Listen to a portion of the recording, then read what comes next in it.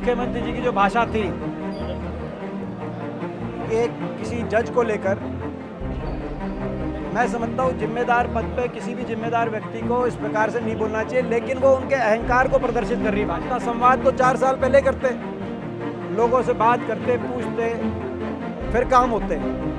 Old pension scheme हमारी मांग है, ओल्ड पेंशन स्कीम सरकार लागू करे। मुख्यमंत्री जी ने जवाब दिया कि भाई ओल्ड पेंशन स्कीम हरियाणा में नहीं लागू हो सकती। पिछली बार 75 पार का नारा था, एबीपी न्यूज 85 दिखा रहा था, लेकिन हरियाणा का मतदाता कुछ और चाह रहा था। IIT, JEE, NEET, NDA, UPSC foundation के लिए अब कोटा सिक्कर और दिल्ली जाने की जरूरत नहीं, क्योंकि भिवानी के विद्यानगर में गुरुजी क्लासेस दे रहा है सर्वोत्तम शिक्षा हॉस्टल फैसिलिटी के साथ। किसानों की मांग है कि उनको मुआवजा दिया जाए। सरकार तुरंत किसानों की मांग मानते हुए स्पेशल गिरदावरी कराकर, क्योंकि कई जगह 100% नुकसान हो गया है, किसानों को ये मुआवजा तुरंत देने का काम करे। मुख्यमंत्री जी ने कहा भी है, लेकिन उन्होंने कोई समय सीमा नहीं रखी है। हमारी मांग है कि 15 दिन में, क्योंकि नहीं तो हमने देखा है पिछले कई सीज़न में जब अनसीजनल रेनफॉल की वजह से जो नुकसान हुआ, खराबा हुआ, उसका मुआवजा मिलते मिलते साल 2 साल हो जाते हैं, किसान को बड़ा दर ठोकरें खानी पड़ती हैं। तो समय सीमा तय हो, 15 दिन के अंदर मुआवजा सरकार डिक्लेयर करे, ये हमारी मांग है। इसके साथ साथ गेहूं की खरीद अब शुरू होने जा रही है। गेहूं की खरीद में नमी और कालस की वजह से गेहूं की खरीद में कोई बाधाएं ना हो, क्योंकि इस बार बारिश कोई किसान के हाथ में नहीं है। बारिश किसान का तो वही गेहूं पहले था वही था, लेकिन सरकार बड़ी स्ट्रिक्ट कंडीशंस लगाकर एफसीआई की तरफ से किसानों को बड़ा भारी परेशानी का सामना करना पड़ रहा है। ये बात नहीं होनी चाहिए। कालस और नमी में किसानों को रियायत मिले, और अगर सरकार 15 दिन के अंदर ये नहीं करती तो हम किसान के साथ सड़क पे आके, संसद और विधानसभा में तो उठाएंगे ही, लेकिन सड़क पे आके भी इस बात के लिए आंदोलन करने के लिए हम विवश हो जाएंगे। ये हम आज सरकार की आपसे मांग करते हैं। पहली बात तो हमारी ये है। बाकी इसके अलावा आज हमारा भिवानी ज़िले में 2 प्रोग्राम थे। हाथ से हाथ जोड़ो कार्यक्रम हमारा धनाना गांव में था। हमारे प्रिंट मीडिया के साथी भी, मल्होत्रा साहब और हमारे सोमवीर जी, रवि जी, सारे जो आए हुए हैं, मैं सभी का स्वागत करता हूँ। तो 2 कार्यक्रम थे आज।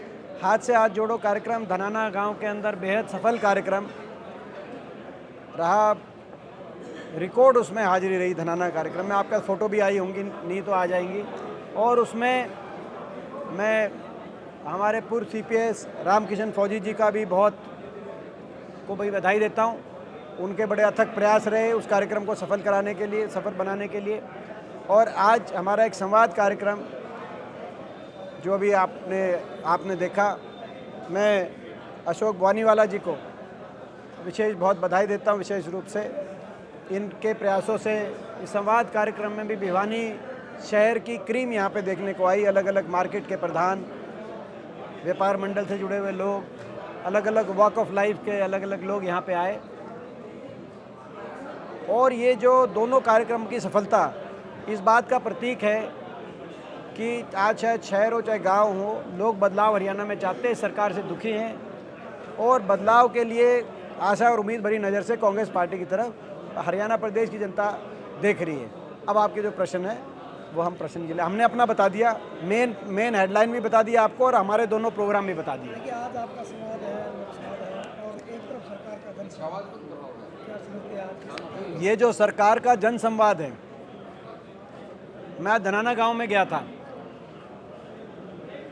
वहाँ पे मेरे को ये जानकारी मिली कि ये तो जन संवाद है ही नहीं, ये तो बड़ा, मैं समझता हूँ कि एक विशेष कार्यकर्ता संवाद भी नहीं है, क्योंकि वहाँ पे लिस्ट बना के और बहुत ही लिमिटेड आदमी, कहीं 25 आदमी, कहीं 50 आदमी, मुझे एग्जैक्ट नंबर नहीं पता क्या नंबर है, लेकिन लिमिटेड आदमियों को बड़ा लिस्ट बना के, बड़ा आई कार्ड इशू करके, आपकी जानकारी होगी वैसे क्या है, उन लोगों से इंटरेक्शन कराया जा रहा है। जो जन संवाद एक ओपन तरीके से होता है, वो तो जो है, हम तो विपक्ष में हैं, लेकिन फिर भी हम ओपन तरीके से 24 घंटे हमारा तो वो रहता है। तो ये जो सरकार को किस बात का, ये 9 साल तक तो आए नहीं। इस सरकार में 9 साल तक गांव स्तर पे, शहर में, वार्ड स्तर पे कार्यक्रमों का संवाद करने का कोई प्रचलन नहीं हुआ 9 साल तक। और मेरा ये मानना है कि जो लगातार कांग्रेस पार्टी का हाथ से हाथ जोड़ो कार्यक्रम की जो एक सफल कार्यक्रम रहा कांग्रेस का पूरे प्रदेश में, आज उस बात से जो माहौल बना है, उस बात से कहीं ना कहीं भयभीत होकर सरकार को भी मैदान में आने पड़े, मजबूर होना पड़ा। उसको देख के सरकार आई है, क्योंकि 9 साल। हाँ जी, 2024 के चुनाव हाँ बिल्कुल, 24 के चुनाव आप 2 संकेत देखो। जेजेपी का बयान आया कि भाई हमारा मन कांग्रेस को भी समर्थन देने का था। जेजेपी के संस्थापकों में से एक ने बयान दिया है। जेजेपी तो ये कह रही है, केंद्रीय गृह मंत्री अमित शाह जी ने कहा कि भाई लोकसभा के साथ ही विधानसभा हो सकते हैं, उनका वो बयान आया। और फिर मुख्यमंत्री जी ने ये प्रोग्राम रखा। ये सारे इस बात के संकेत हैं कि चाहे बीजेपी हो चाहे जेजेपी हो, जेजेपी लोगों में घुसने का रास्ता ढूंढ रही है ये कह के, और इस रूप से ये लोग आ रहे हैं, जो कि मैं समझता हूँ कि ये दर्शाता है कि भाई ये जब काम करने का काम था, संवाद तो 4 साल पहले करते, लोगों से बात करते, पूछते, फिर काम होते। आज अब आखिरी साल में क्या संवाद? आखिरी साल में कोई अगर कहीं कोई कहेगा कि जी यहाँ पे अस्पताल बनाओ, तो ये सरकार क्या करेगी? फाइल तो मूव करने में ही इतना टाइम लग जाता है, तो कौन कैसे? ये तो आखिरी साल तो अपने काम बताने का साल होता है, काम कुछ किए ही नहीं, अब पूछ रहे हैं। अब तो अगली सरकार करेगी जो काम करेगी। सीईटी का एग्जाम हुआ था सर, जो सीईटी के बच्चे हैं वो 3.5 लाख बच्चों ने पास किया, तो क्या रहेगा? सीईटी में हमारी ये मांग है कि इसको पात्रता के का रूप में देखा जाए,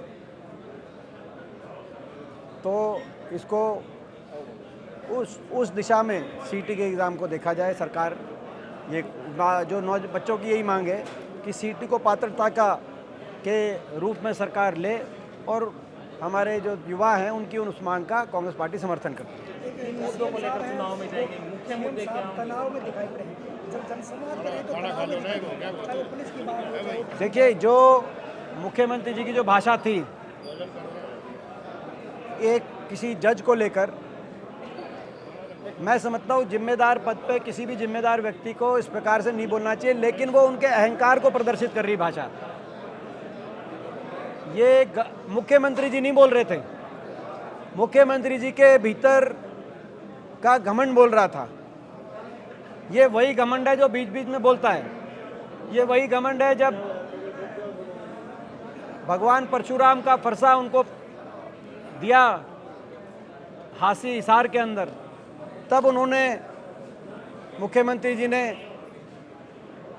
जिसने फरसा दिया वही उनको कहा कि क्या शब्द बोले मैं बोलना नहीं चाहता, रिपीट नहीं करना आता, लेकिन वो फरसा लेके उनकी तरफ आक्रामक शब्दावली का प्रयोग किया गया। ये वही घमंड है जो मुख्यमंत्री जी ने कहा कि भाजपा के कार्यकर्ता उठो, अपने हाथ में डंडे ले लो और किसानों की पिटाई करो, और अगर कोई जेल में चला जाएगा तो उसको नेता बीजेपी बनाएगी। और यही शब्दावली अपने आपने यहाँ देखी। ये मुख्यमंत्री जी नहीं बोल रहे थे, ये उनके अंदर बैठा घमंड बोल रहा था, अहंकार बोल रहा था।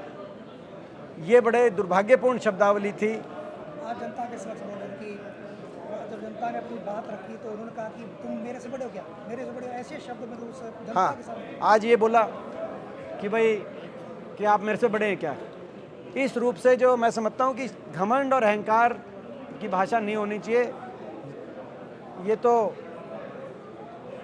जन संवाद नहीं है, ये सरकार का अहंकार संवाद है।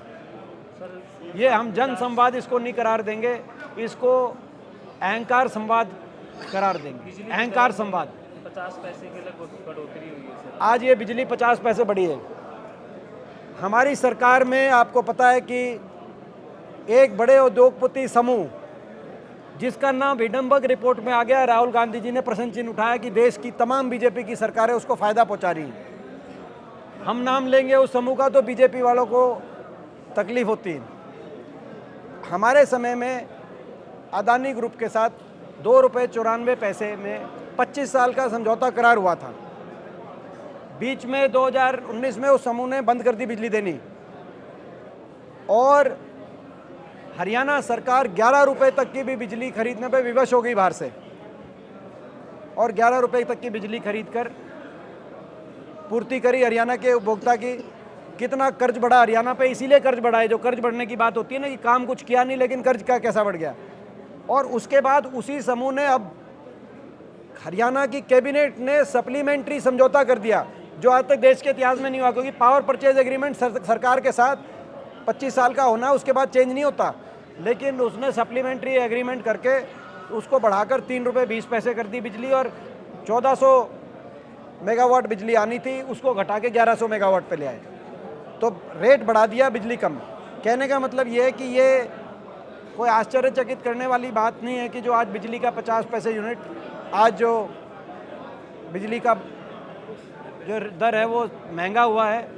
ये हमारी ये जो जेपीसी की मांग है वो यही मांग है, हरियाणा के उपभोक्ता के ऊपर बोझ डालो, गरीब आदमी के ऊपर, मध्यम वर्ग के ऊपर, और एक पर्टिकुलर उद्योगपति समूह का स्टॉक प्राइस ऊपर जाए। ये कोई देश हित में है या नहीं है, मगर इसकी जांच देश हित में है कि नहीं है ये आप लोग, क्योंकि एक मुद्दा रह गया था भाई, ये राहुल जी ने बात उठाई है, और ये इसके हम पूछना चाहते हैं आपसे कि इसके भाजपा के भ्रष्टाचार की निष्पक्ष जांच हो।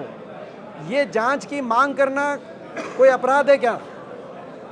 जांच की मांग कर रहे हैं, जो भी विपक्ष का नेता उसकी जांच की मांग करता है उस पर सरकार हमलावर हो जाती है, और उसकी आवाज़ को दबाने के लिए सरकारी तंत्र का प्रयोग किया जाता है। तो ये हमारी जांच की मांग हम करना चाहते हैं। कर्मचारियों के बारे में है जी, सरकारी कर्मचारियों की तो पेंशन बंद होगी, हाँ जी, और जो सांसद महोदय हैं, विधायक महोदय, इनको 5-5, 7-7 पेंशन मिलती है। एक आदमी पूरी उम्र राष्ट्र के लिए काम करता है, इसके बारे में आपके क्या विचार हैं? ये बिल्कुल नहीं सर, ये सही बात है, कोई बात नहीं, मैं जवाब, ये सही बात है। ओल्ड पेंशन स्कीम हमारी मांग है, ओल्ड पेंशन स्कीम सरकार लागू करे। मुख्यमंत्री जी ने जवाब दिया कि भाई ओल्ड पेंशन स्कीम हरियाणा में नहीं लागू हो सकती, मगर मैं पूछना चाहता हूँ, हमारे हर पड़ोसी राज्य में लागू हो गई। राजस्थान में लागू, हिमाचल प्रदेश में लागू, पंजाब में लागू, दिल्ली में लागू। 2 जगह कांग्रेस की सरकार है, 2 जगह आम आदमी की सरकार है, 4 प्रदेशों में लागू ओल्ड पेंशन स्कीम। हरियाणा जो कि सबसे आगे होता था प्रदेश वित्तीय रूप से, हुड्डा सरकार में हरियाणा सबसे ज़्यादा आगे माना गया, प्रति व्यक्ति निवेश में सबसे कम कर्जा था हरियाणा पे। आज वो हरियाणा कह रहा है कि बाकी प्रदेश तो राजस्थान, हिमाचल सारी जगह लागू हो गया, बोला हरियाणा में नहीं कर सकते। तो ये दुर्भाग्य है, पहली बात। दूसरी बात, ये बार बार हम कहते हैं, मैं फिर ये मांग दोहराता हूँ कि भाई ये तो मैं भी इस बात से सहमत हूँ, ये MP MLAs की वन टाइम पेंशन होनी चाहिए। ये जो इसको बढ़ा देते हैं, इसका कोई, मैं इसको सही नहीं मानता। मुख्यमंत्री जी ने आज निशाना साधा भूपेंद्र सिंह हुड्डा पे। क्या कहा मुख्यमंत्री जी ने? कहा है कि 71,000 करोड़ का था 2014 में हरियाणा पे कर्ज, और आपने कहा, उन्होंने कहा 93,000 करोड़ का। तो ये बाजीगरी जो आज हुड्डा साहब ने भी ट्वीट किया था कि 4 लाख करोड़ का कर्जा है, तो उसमें उन्होंने भी हुड्डा साहब को निशाना साधा कि उनके आंकड़ों की जांच होनी चाहिए। ये मैं ये कहना चाहता हूँ, ये 71,000 करोड़ था कर्जा हरियाणा पर 2014 में, इनके वित्त मंत्री के पहले बजट में है ये, नंबर 1। मगर उससे भी ज़्यादा सीरियस बात यह है कि केवल इस साल पे हरियाणा में 84,000 करोड़ का कर्जा तो इसी साल बढ़ गया। ये भी इनका वित्त मंत्री बता रहा है। जो कर्जा हरियाणा पे, हरियाणा बनने के बाद से 2014 तक देश की आज़ादी, टोटल कर्जा सारी सरकारों का, सारी चीज़ बना का, जिसमें इतने हरियाणा में मेडिकल बन गए, इतने हरियाणा में स्कूल बन गए, ये तो स्कूल बंद कर रहे हैं, इतने हरियाणा में कॉलेज बने होंगे, कितनी हरियाणा में रेल की लाइन, कितनी थर्मल कारखाने, कितनी सरकारें, टोटल खर्चा जो कर्जा था 71,000 करोड़ था, जिसको ये 93,000 करोड़ आ चुका है मुख्यमंत्री जी ने। मगर इन्होंने तो इस साल में 84,000 करोड़ का कर्जा लिया है, और कंपनियां अपने कॉन्ट्रैक्ट से हटके एक्सपेंसिव बिजली आप ले रहे हो, जो कि जो पेटेंटली अनएक्सेप्टेबल है, तो जो मैं समझता हूँ, और लॉ की बाउंड्रीज के बाहर है, इसकी तो यही तो बात है सारी हमारी बात। अगर जनसंवाद